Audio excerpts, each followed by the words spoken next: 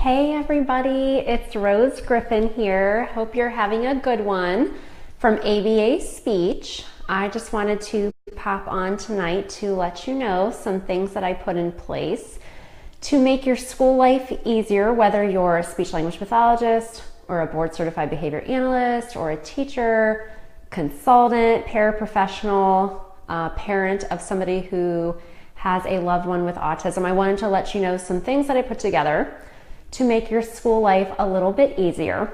So if you're new here, my name is Rose Griffin. I'm a speech therapist and a board certified behavior analyst, and I am passionate about the dissemination of information regarding using applied behavior analysis to help students with autism and other complex communication disorders increase their communication skills. So if you are somebody who is helping out with that as well, then let me know by liking or commenting or letting me know where you're tuning in from. So tonight I wanted to let you know a couple things that I have put in place that I thought would be systematic throughout the school year to help you provide language instruction that's functional for learners. So every Tuesday at 9 p.m. Eastern, I'm going to be coming on to Facebook Live and doing a video about a lot of different things. So about how to help learners increase their communication skills. So that might be talking about, what do you start working with when you have somebody who is nonverbal or an early learner? Where do you start with that type of student? Where do you start when you have a student who has challenging behavior and you want to help them increase their communication skills, or you want to help them increase their learning readiness skills? So we'll talk about, what is verbal behavior approach, what's manding, what's tacting, what's an echoic, maybe some of those things if you're a speech language pathologist that you may not be as familiar with, or if you're a general special educator. So I wanted to come on to Facebook Live and be consistent so that throughout the school year that you feel like you're getting little bits of information that help you feel more prepared to work with kiddos who have more complex communication disorders. I will also be doing talks where I talk about some of my favorite resources and how I use those resources to help students increase their communication skills.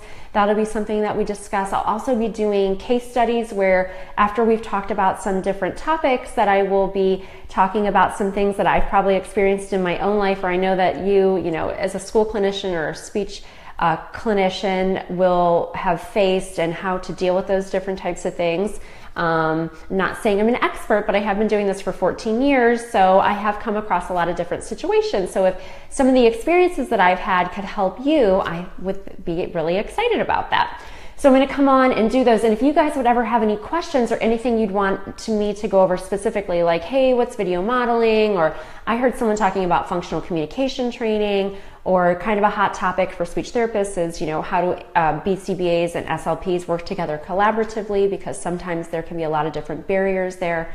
And so I want to come on and do these little bits of information so that you feel more comfortable with some of those things. If you're a speech therapist, maybe you'll feel more comfortable with behavior analytic vocabulary terms and things like that, and vice versa.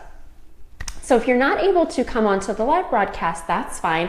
I will be turning these live broadcasts into YouTube. So I have a YouTube station, it's called ABA Speech. And on that YouTube station, I put these Facebook Lives onto YouTube so that you can access them that way. And then I also have different modified leisure videos. So if you've seen some of the modified Uno, modified Scrabble, modified Yahtzee, all those different types of videos are also on the YouTube. Okay, so that's one way that ABA Speech is going to make your life easier this school year. Another thing that I'm going to do is, I'm in the works of, and it'll probably be a month or so, I'm going to start a blog. So that blog will go hand in hand. I've been doing a lot of guest blogging. If you've seen some of the posts, I've guest blogged for some of the top speech therapy bloggers and some of the BCBA bloggers that are out there. And so I thought, well, I should just start my own blog.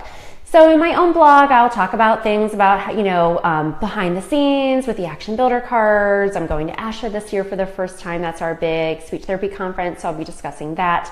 I'll be discussing, how I'm taking data in sessions and all those different things that I think would be pertinent and, important for other people to know. I know that when I go to conferences or when I watch other people do Facebook Lives, I like to kind of hear what other speech therapists are doing, because oftentimes we're kind of practicing on our own little island and we may not have other people to collaborate with. So this will be one way for me to reach out, and I will let you know when I have a new blog post up and put it on my Pinterest. I'm on Pinterest too as HARPRD.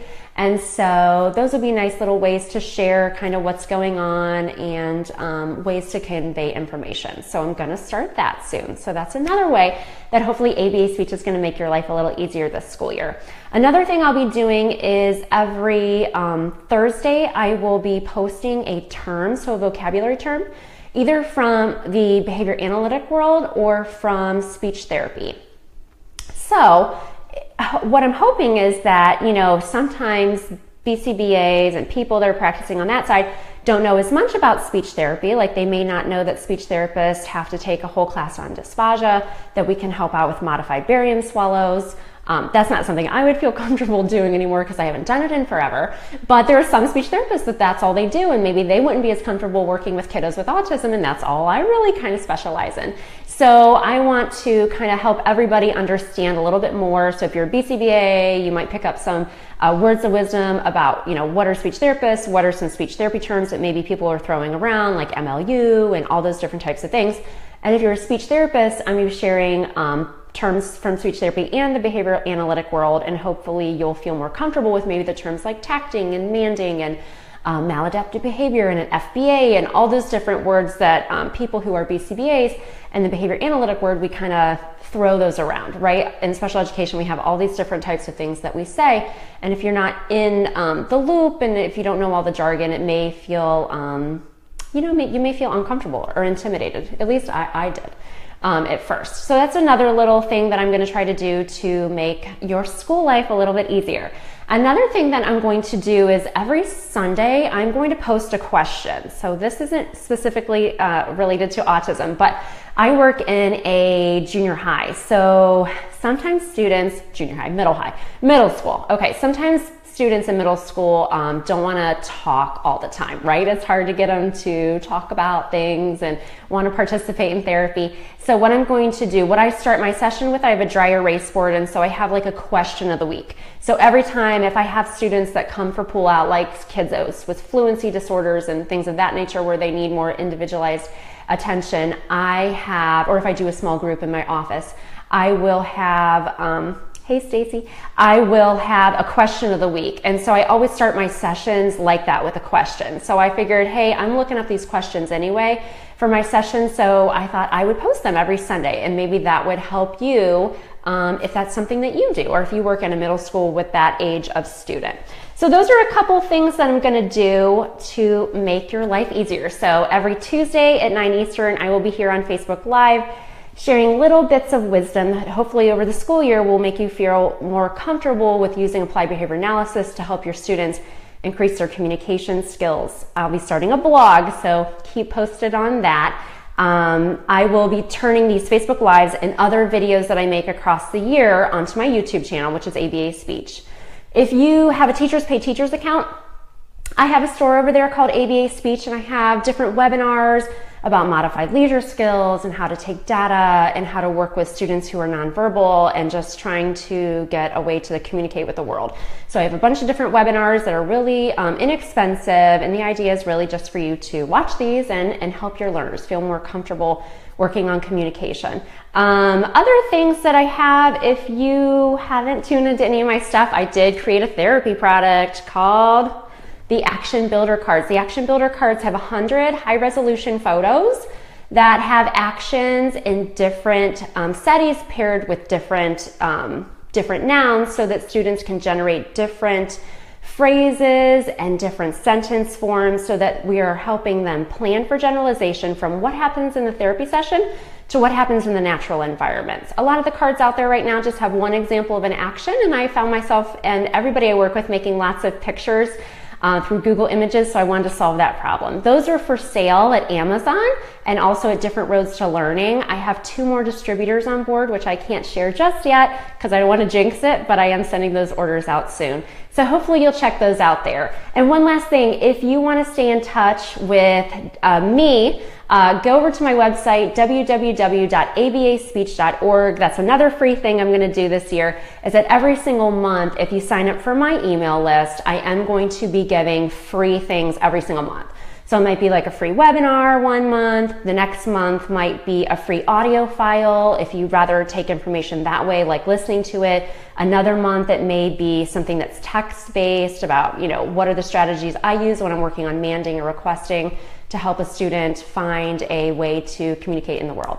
So hopefully all those things will be helpful for you and help get information out there that will help students increase their communication skills and help you feel more comfortable doing it. So thanks so much for tuning in. And as always, if you have any questions, don't hesitaate to contact me, abaspeech@yahoo.com. Have a good one.